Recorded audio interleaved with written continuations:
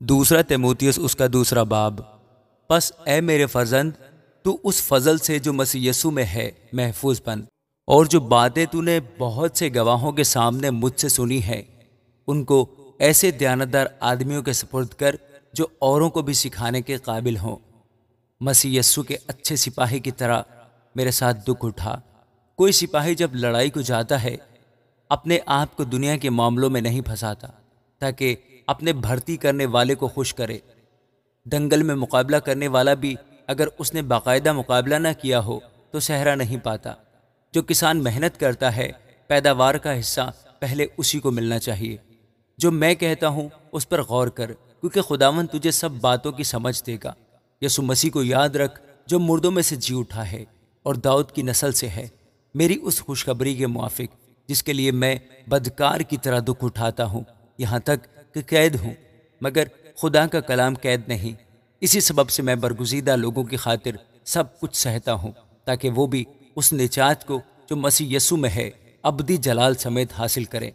یہ بات سچ ہے کہ جب ہم اس کے ساتھ مر گئے تو اس کے ساتھ جئیں گے بھی۔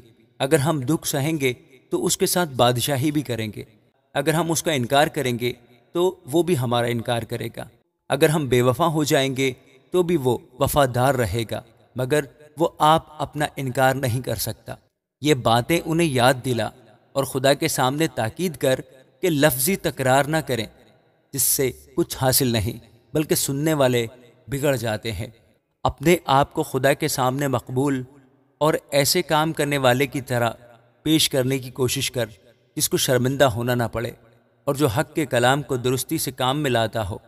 لیکن بیہودہ بکواس سے پرہیز کر، کیونکہ ایسے شخص اور بھی بے دینی میں ترقی کریں گے اور ان کا کلام آگلہ کی طرح کھاتا چلا جائے گا۔ ہمیونیوس اور فلتس انہی میں سے ہیں۔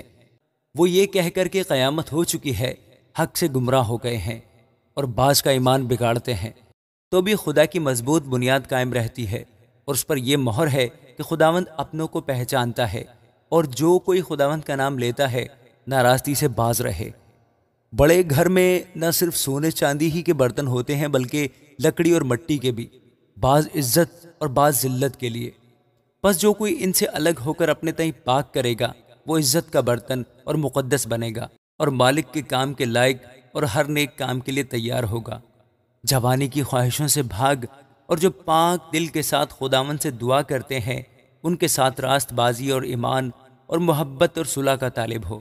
لیکن بے وقوفی اور نادانی کی حجتوں سے کنارہ کر، کیونکہ تو جانتا ہے کہ ان سے جھگڑے پیدا ہوتے ہیں، اور مناسب نہیں کہ خداوند کا بندہ جھگڑا کرے، بلکہ سب کے ساتھ نرمی کرے اور تعلیم دینے کے لائق اور بردبار ہو، اور مخالفوں کو حلیمی سے تادیب کرے۔